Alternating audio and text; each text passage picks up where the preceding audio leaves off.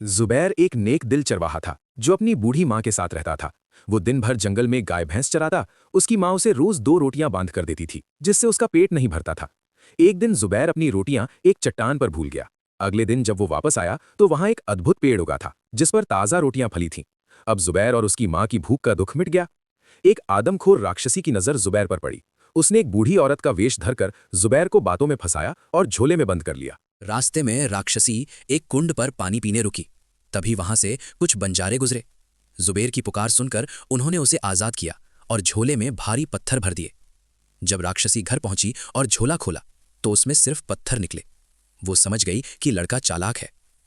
अगले दिन राक्षसी ने एक असहाय मां का वेश बनाया जिसकी गोद में रोता हुआ बच्चा था। उसने ममता का नाटक किया और जुबेर को मदद के बहाने पेड़ से नीचे उतार लिया। इस बार वो जुबेर को सीधा अपनी गुफा ले गई। वहां उसने अपनी बेटी से कहा, मैं हाथ मुंह धोकर आती हूं, तब तक इस लड़के को ओखली में कूट कर पका डाल। राक्षसी की बेटी ने जुबेर को ओखली के पास खड़ा किया। जुबेर ने हार नहीं मानी और एक चाल चली। उसने कहा, तुम बहुत छोटी हो, तुम मेरा सिर ओखली में नहीं डाल पाओगी। राक्षसी की बेटी को गुस्सा आया।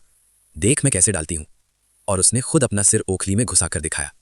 सही मौका देखकर जुबेर ने भारी मूसल से वार किया और उसे ढेर कर दिया। जुबेर ने राक्षसी की बेटी को ही पकाकर हांडी में रख दिया और खुद छिप गया। राक्षसी आई और अनजाने में अपनी ही बेटी का मांस खाकर सो गई। जब वो गहरी नींद में खर्राटे लेने लगी तब जुबेर ने वही मूसल उठाकर उसके सिर पर दे मारा। राक्षसी का अंत हो गया। जुबेर ने गुफा में छुपा हुआ सारा खजाना निकाला और अपने पशुओं को लेकर घर लौट आया। अब जुबेर और उसकी मां शान से अपना जीवन बिताने लगे।